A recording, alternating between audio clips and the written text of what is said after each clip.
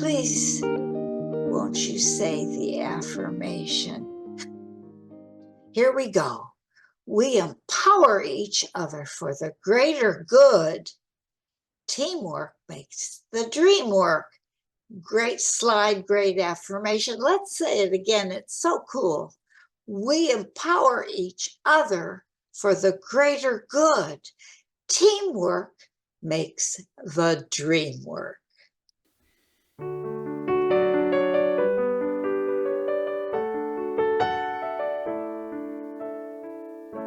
It's in your eyes, the questions of the ages.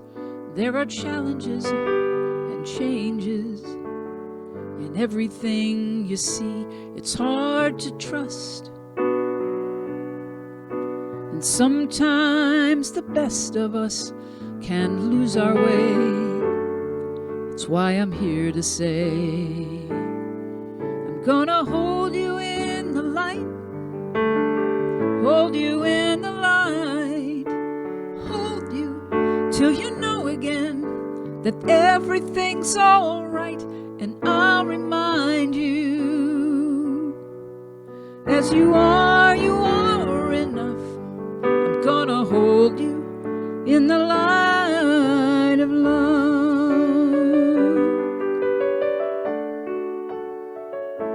It's in your hands. There are angels in the answers. Choose your second chances. This is where you're meant to be. Don't second guess. Life will give you all the happiness that you deserve. Rest assured, I'm gonna hold you in the light, hold you in the light, hold you till you know again that everything's all right. And I'll remind you, as you are enough. I'm gonna hold you in the light of love. I'm gonna ask you to remember that you have everything you need. Every time you look into a mirror, 'cause no matter where life finds you, the light of love surrounds you. You'll always have the only words you'll ever need to hear.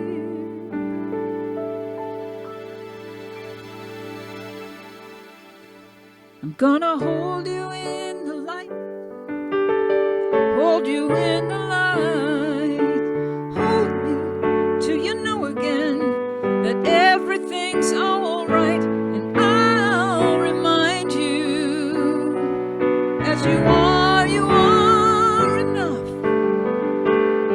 I'm gonna hold you in the light of love. I'm gonna hold you in the light of love, in the light of love.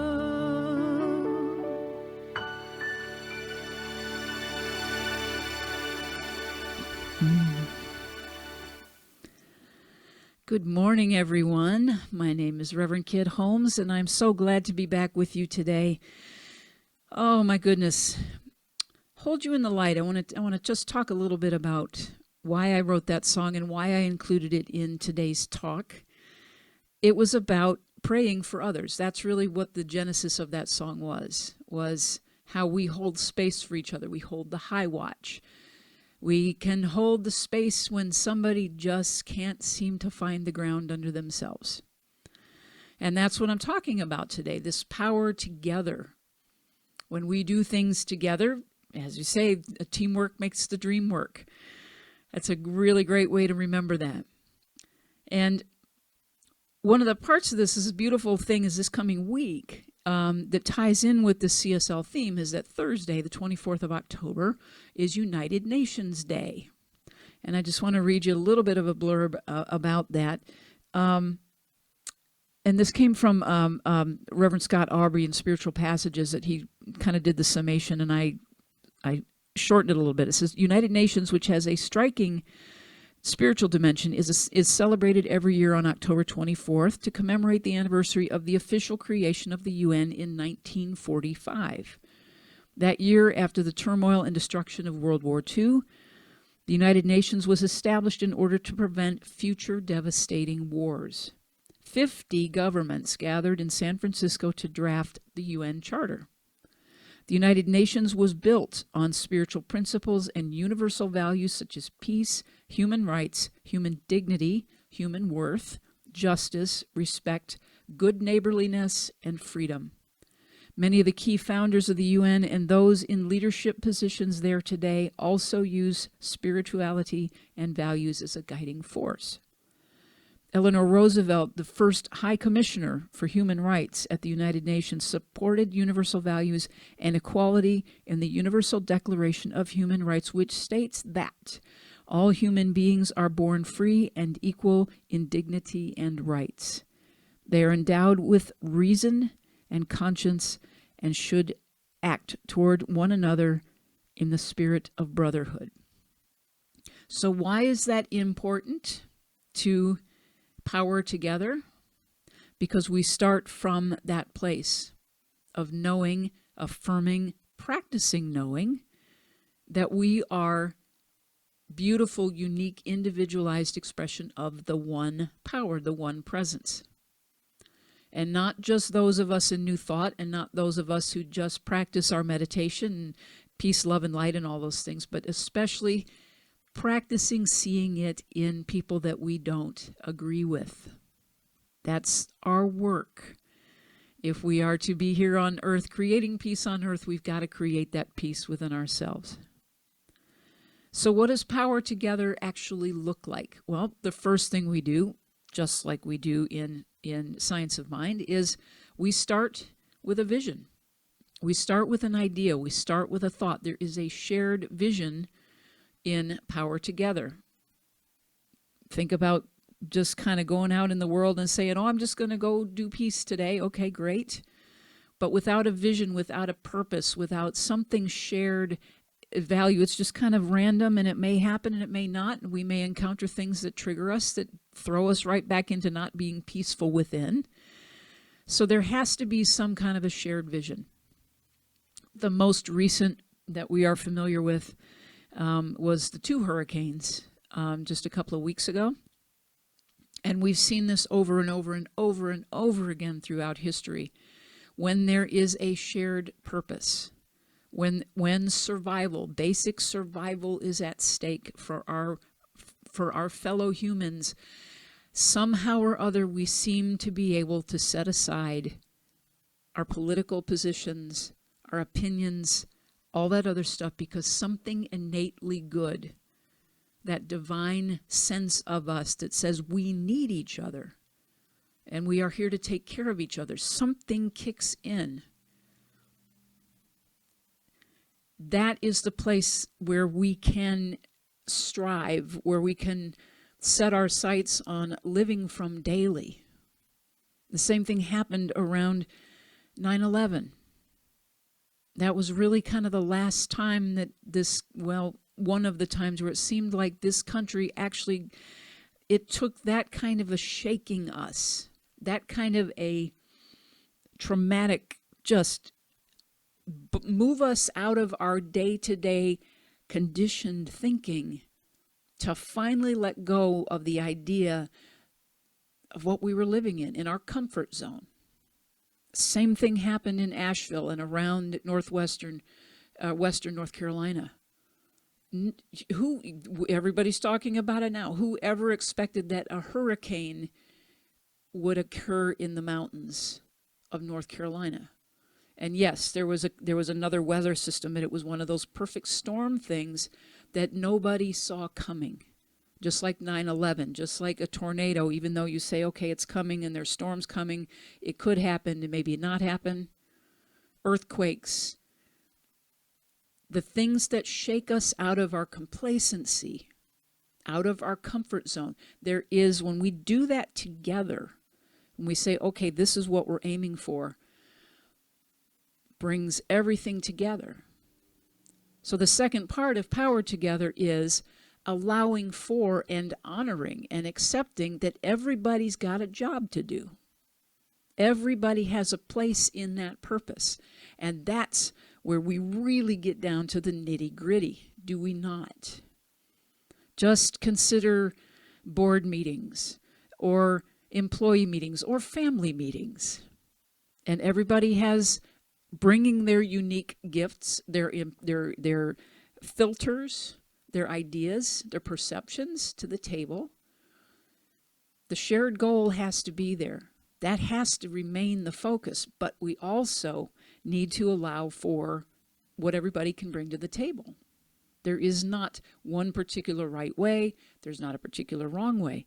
That's where we get to do the messy work of being human and recognizing our inherent divinity with each other. If you think about sports teams, there's usually a star player or a couple of star players, but they don't, the winning teams, the ones that get it done, work together to support everybody doing their job the best way that they know. They've been trained, they've been practiced, they've done day in and day out practice for strength and speed and agility and et cetera, et cetera, et cetera. It's not just one. How many, I'm to show of hands because I know I can't hear you, but how many of you watched the series Ted Lasso? Ted Lasso. It was quite, if you have, I think it's on Apple TV now, if you have that, or it might be on Netflix, I don't remember which one, but it was 5 or 6 seasons, and it was about an American football coach who just was that guy that brought year after year, just was a great leader, bringing a team together, a winning team together. He gets hired by a British soccer team to be their head coach. And so there's language barriers. He knows nothing about soccer, but he takes the job anyway.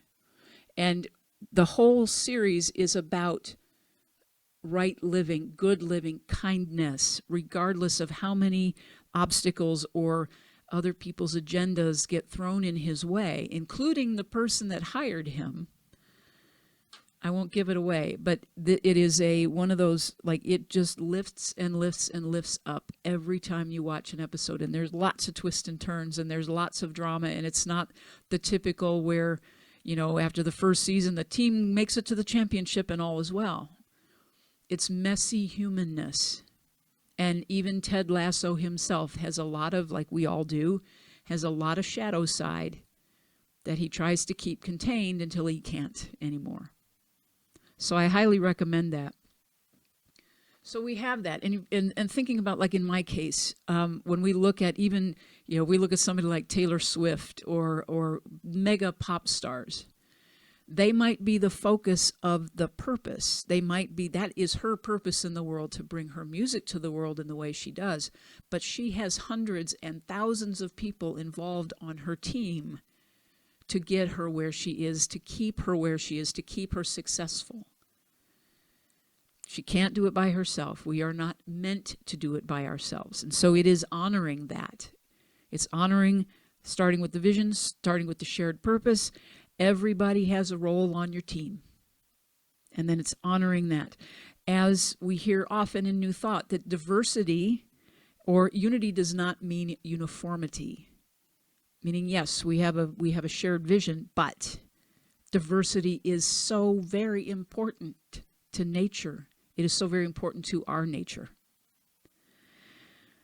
One of the things that I've seen that just lifted my heart so much coming out of North Carolina was what's called the United Sikhs, those who follow Sikhism, which is, some follow Buddhism and Islam and somewhere in between. But if you look up Sikhism, There is not male and female. They are equal. There is just this beautiful oneness principle. And they showed up as they always do. What they do is they show up where they are needed at disaster sites, and they show up with everything, and they just start cooking, and they start feeding people. Without question, without judgment. They don't say, I don't, what side of the political aisle are you on?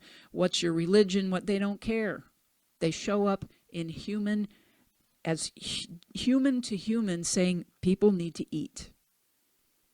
It's a beautiful thing, and I'm so inspired by things like that. So I want to go back just a little humorous thing about the sports team and how we need to work together. In 1990, March 28th, 1990, actually, there was a player on the Chicago Bulls team named Clifford Lett, and he played the last minute, the final game. He played for the Chicago Bulls for one season. And after this game on March 28th, 1990, he got to play in the last minute of the game against the Cleveland Cavaliers.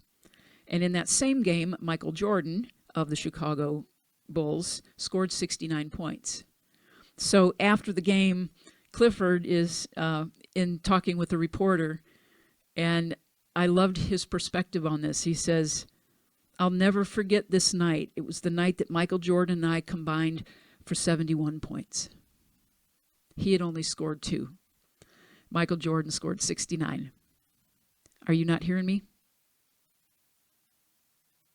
Is that a yes or a no? I'm seeing both. You're hearing me now. Okay. All right. That's good to know.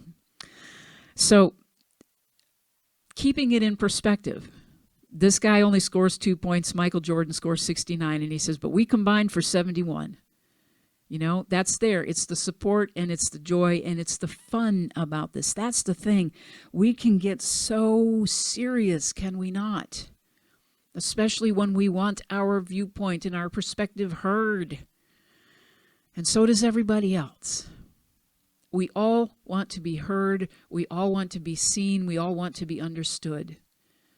And it begins from that place of, let's keep our focus on the shared vision, set the other stuff as much as we can beside, and then listen. Listen, listen, listen, listen, listen, because somebody is bound to bring a brilliant idea that maybe we haven't thought of ourselves. Most likely, that's been my experience. When I get out of the way of thinking that I know what the answer is, somebody usually absolutely has a really brilliant idea. And that's the teamwork that makes the dream work. When I'm working in the studio or I'm recording an album, the same thing happens. I am not a bass player. I play bass, but I would not sit in the studio and claim to be an expert at being a bass player. I'm going to hire somebody, or I'm going to have somebody on my team that's really, really good at what they do. With the drummers, with background singers, with the producer, with the engineer. I can do all of those things, and I've done all of those things. But I can tell you that it is a whole lot more fun and so much exponentially more creative to be in an environment like that, where people are bringing their A game. They're bringing their best, and there are things that I would not have thought of in my own songs, things that I have written, but somebody has an idea. In particular, I worked with, when I did the bridge, a A-list bass player, A-list, everybody, the drummer. And I was challenged with one of my own songs because it just wasn't landing for me. It's like, yeah, it's almost there, but not there. And the drummer said, because he was so objective from it, he had a greater scope. He wasn't inside my frame, as we say. He was able to step back and say, what if we did just like a half chorus here and then just did this and shortened the solo? And it was like, that was it. That little bit of his objective, be able to stand back from it and say, this is how I see it. And it made absolute sense because he's a brilliant musician. So that's the idea here. is that we step back and we take the time. We take the time to breathe for a minute.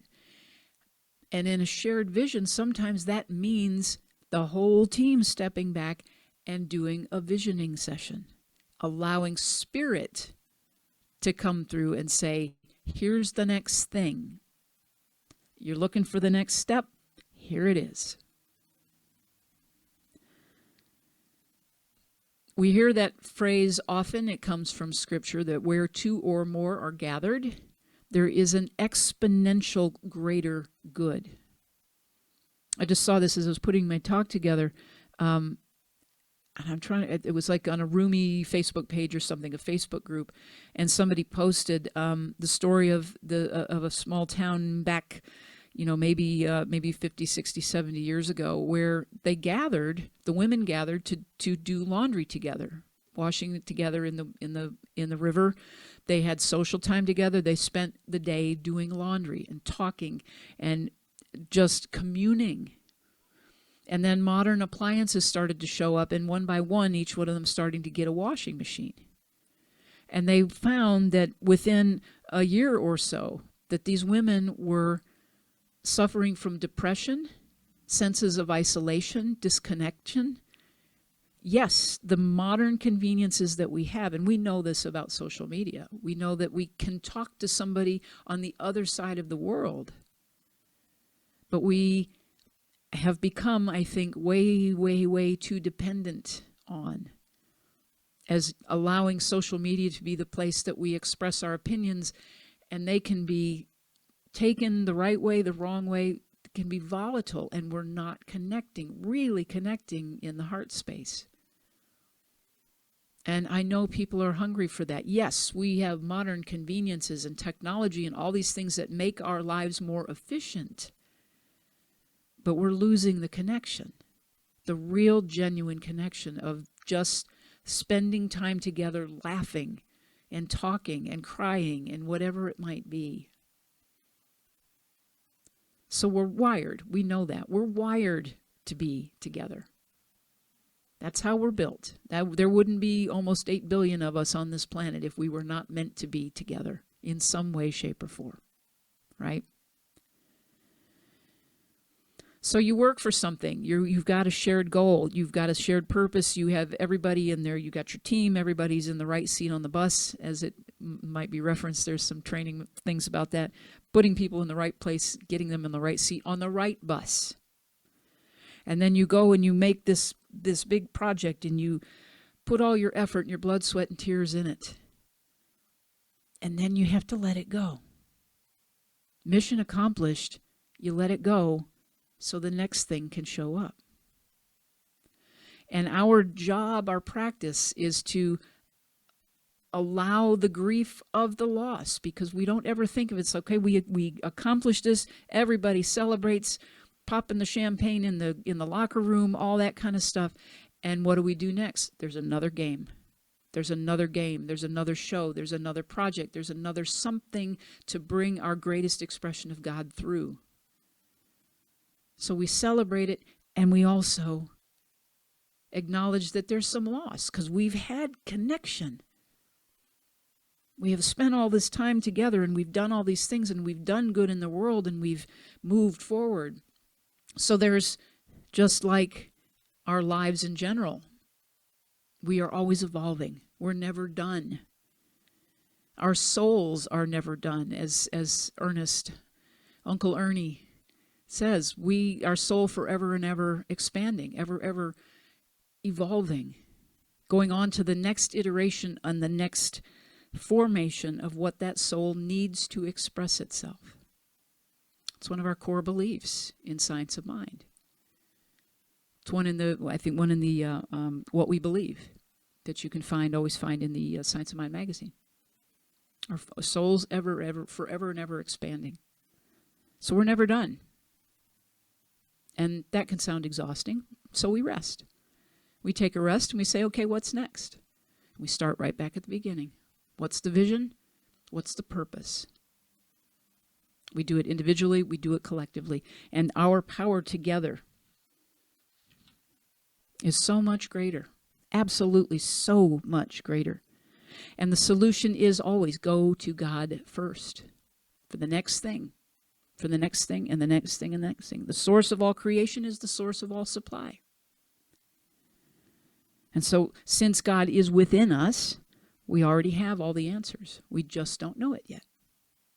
They haven't been revealed yet. They've been revealed. They're being revealed in the right order.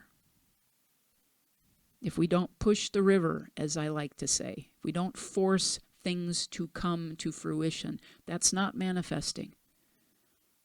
That's using ego and will to try to make something happen. We catch the vision from God. We ask, what is mine to do? We take the guidance.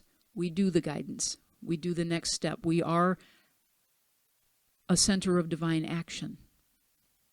Our minds are a center of divine action, of right action. And I affirm that. That's one of my affirmations every day. I know what to do, when to do it, where to do it, how to do it. From day to day, I don't know what that looks like. I affirm that I do, because there is that in me that does know what's the next step. And then I get a subtle thing. Might not make sense. Most of the time it doesn't. But I'm learning to continue to follow it. It's subtle. It is always subtle. And we move these things not from the ego, we move it from the heart space, knowing there's a sense. And I think you all know that feeling is, yeah, I think this is mine to do today. Not 10 years from now, but today. What is mine to do today? And when we do it together, even better. When we know that we are supported, that everyone is in our lives. Everything that happens to us is for us. Not happening to us, it is happening for us. I want to close, and I hope I can do this. Do I have screen share capability? Okay. I'm going to do my best to pull this up, because this is just, I love this. If you're familiar with the Far Side, Gary Larson, this just cracked me up, and I came across it. It's Einstein and his cleaning lady. And she says, now that desk looks better. Everything is squared away. Yes, sir, squared away. And you see on the chalkboard, he's trying to figure out E equals MC squared. He's tried every other thing. So, better together. Teamwork makes the dream work. Thank you so much for having me today. I'm going to do a song, and yeah. Love it. All right, let me stop sharing and I'll sing a song. Here we go. Whoops.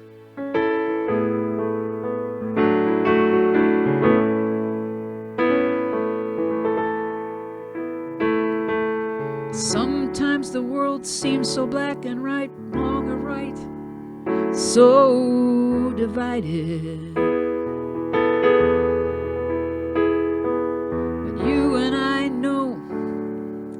Doesn't really work that way.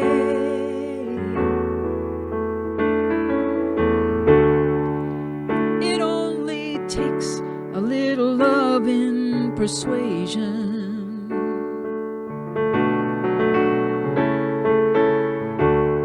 to see that in life there's just one equation. That's love equals God equals you and me, and we are a part of it all.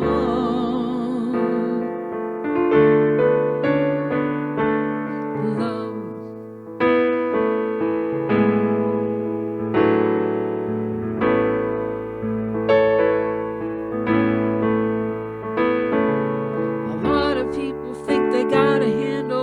Problems, trying to face them alone.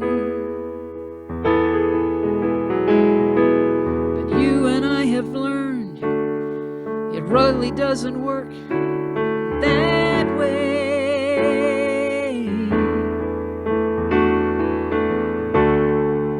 What if it's part of our evolution?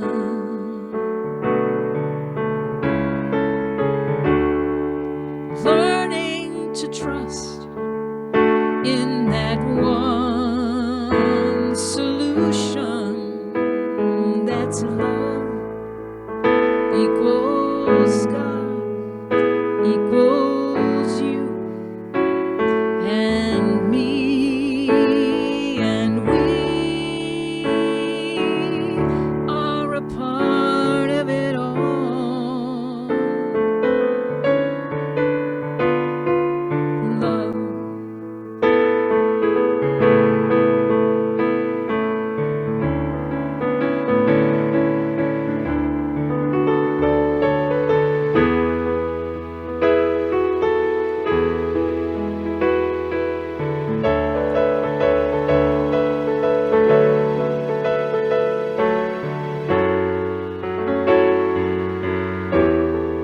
We can count on each other through the toughest parts,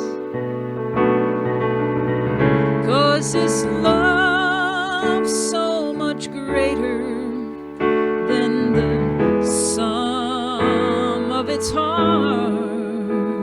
That's love equals God equals